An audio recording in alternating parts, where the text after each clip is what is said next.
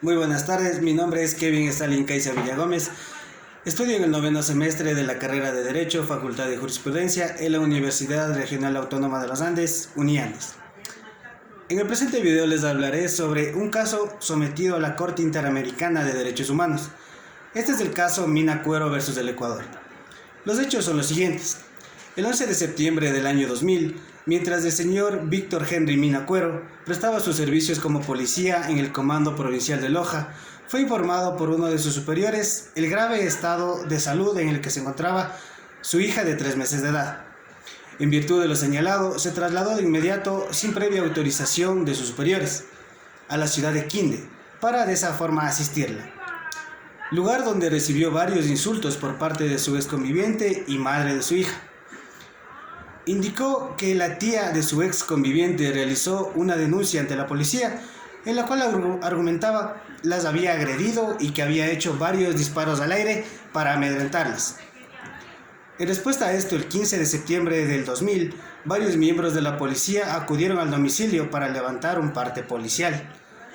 Y en dicha ocasión los policías le amenazaron con elevar un parte sucio, por lo que él les llamó policías broncos. Debido a las denuncias como a su confrontación con los agentes policiales, el 18 de septiembre del 2000, la Unidad de Asuntos Internos de la Policía le inició una investigación disciplinaria. Esto sin informarle al señor Mina Cuero que estaba en curso.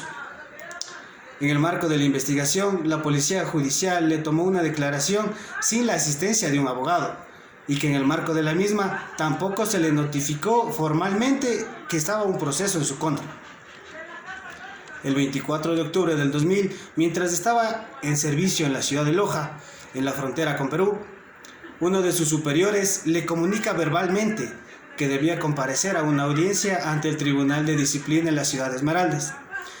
Esto sin informarle sobre qué versaría la misma.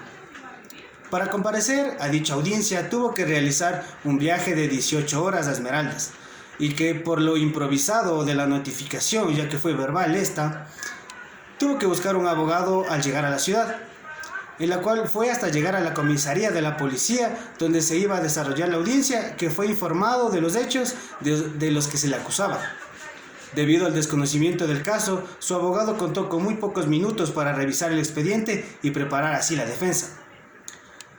Claro que antes de esta situación el abogado solicitó que se pospusiera la audiencia, pero su solicitud fue negada. Los hechos por los que se le procesaba era haber disparado un arma, haber agredido a su exconviviente y faltarle el respeto a sus superiores. Luego de la audiencia, el Tribunal Disciplinario dictó sentencia que dispuso su destitución de la policía por considerar que se encontraba inmerso en las causales 6 y 26 del artículo 64 del Reglamento Disciplinario de la Policía Nacional. Al respecto, en el marco del proceso se dieron una serie de violaciones del debido proceso, ya que no pudo apelar la sentencia porque el Reglamento de Disciplina de la Policía Nacional establecía que las decisiones adoptadas por el Tribunal de Disciplina son inapelables, y que tampoco pudo recurrir ante la rama judicial, pues la Ley Orgánica de lo Contencioso Administrativo prohíbe que los miembros de la fuerza pública puedan acudir al Tribunal de lo Contencioso Administrativo. El 15 de diciembre del año 2000, interpuso un recurso de amparo ante el juez tercero de lo civil de Esmeraldas, mas, sin embargo, el recurso se denegó. El 18 de enero del 2001, argumentándose que las decisiones de los funcionarios judiciales no son susceptibles de amparo, apeló la decisión, pero su recurso de igual forma fue denegado. El 16 de marzo del 2001, en razón que abandonó el recurso simplemente por haber solicitado que la audiencia fuera pospuesta. En abril de 2001, interpuso una demanda de inconstitucionalidad ante el Tribunal Constitucional en contra del acto que lo destituyó, pero el mismo se negó el 29 de agosto del 2001, limitándose a indicar que el Tribunal de Disciplina es competente para suspender o expulsar a los policías. Mina Cuero no buscaba utilizar a la Corte Interamericana de Derechos Humanos como una cuarta instancia, como él lo argumentó, como argumentó el Estado, porque para comprobación de esto solo había que verificar si su proceso fue seguido con las garantías convencionales. En cuanto al derecho, el Estado violó su derecho a las garantías judiciales En particular, se violó su derecho a ser oído por un juez o tribunal competente, independiente e imparcial, porque el Tribunal de Disciplina pertenece al Poder Ejecutivo y sus miembros son oficiales activos nombrados por altos mandos, lo cual afecta la imparcialidad del tribunal. El Estado violó su derecho a ser comunicado de manera previa y detallada de la acusación en su contra y a contar con los medios adecuados para su defensa, porque no fue comunicado oportunamente del proceso en su contra, y cuando le fue informado, su defensor no tuvo tiempo suficiente para preparar su defensa. Se violó su derecho a ser asistido por un defensor proporcionado por el Estado, ya que la declaración que rindió el 18 de septiembre del 2000 ante la Unidad de Asuntos Internos de la Policía no contó con un abogado. Se violó su derecho a recurrir el fallo ante un juez o tribunal superior y el deber de adoptar disposiciones de derecho interno, porque no contó con un recurso de apelación para impugnar la decisión que lo destituyó de la policía.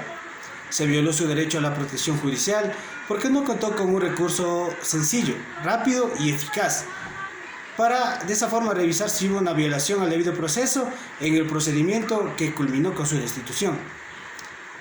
El Estado violó el principio de legalidad porque tanto la competencia del tribunal como las causales por las que fue sancionado están establecidas en un reglamento, mas no en una ley. Respecto del análisis de derecho, el derecho a la comunicación previa y detallada de la acusación al tiempo y los medios adecuados para la preparación de la defensa y a ser asistido por un abogado defensor de su elección. Respecto de esto, la Comisión recuerda que el derecho a la defensa implica que la persona sometida a un proceso, incluyendo uno de carácter administrativo, puede defender sus intereses o derechos en forma efectiva y en condiciones de igualdad procesal, siendo plenamente informado de las acusaciones que se formulan en su contra. Además, la Corte Interamericana indica que para satisfacer dicha garantía, el Estado debe informar al interesado no solamente de la causa de la acusación, esto es, las acciones u omisiones que se le imputan, sino también las razones que llevan al Estado a formular la acusación, los fundamentos probatorios de esta y la caracterización legal que se da a estos hechos. El principio de presunción de inocencia respecto del uso de los antecedentes penales en la decisión de destitución. La presunción de inocencia implica que el imputado goza de un estado jurídico de inocencia o no culpabilidad, mientras se resuelve acerca de su responsabilidad penal, de modo tal que debe recibir del Estado un trato acorde con su condición de persona no condenada.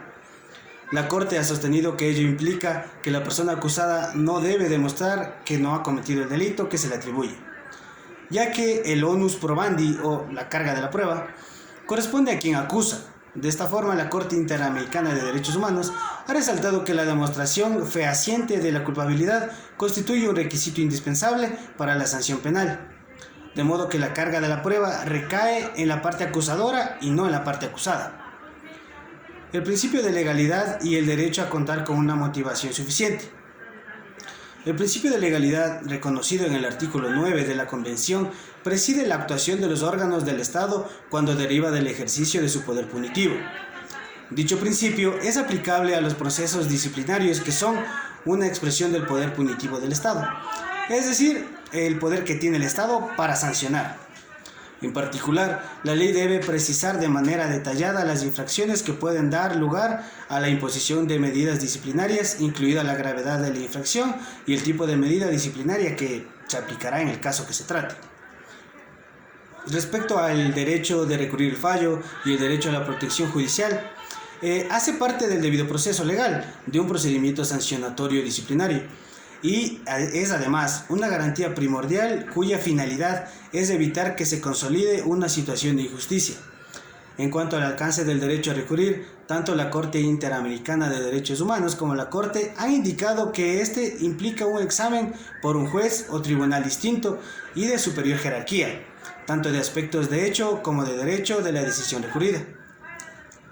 Debe proceder antes que la sentencia adquiera calidad de cosa juzgada.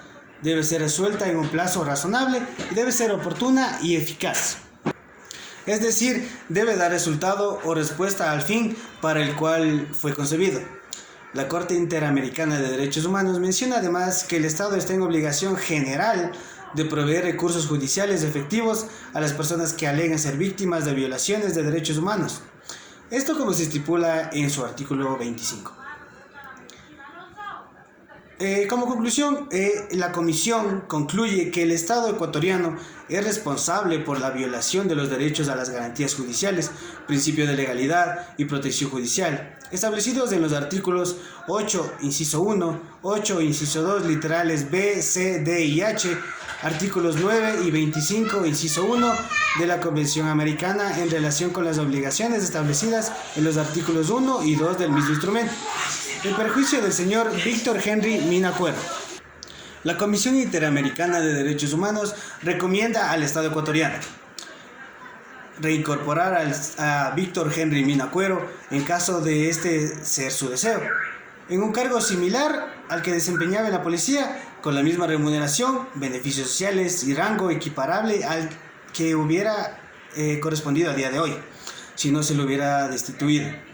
Si por razones fundadas no es posible la reincorporación, pagar una indemnización alternativa, reparar integralmente las violaciones de derechos, incluyendo el aspecto material e inmaterial, adecuar la legislación interna para asegurar que los procesos disciplinarios en contra de miembros de la Policía Nacional de Ecuador cumplan con todas las garantías del debido proceso y el principio de legalidad.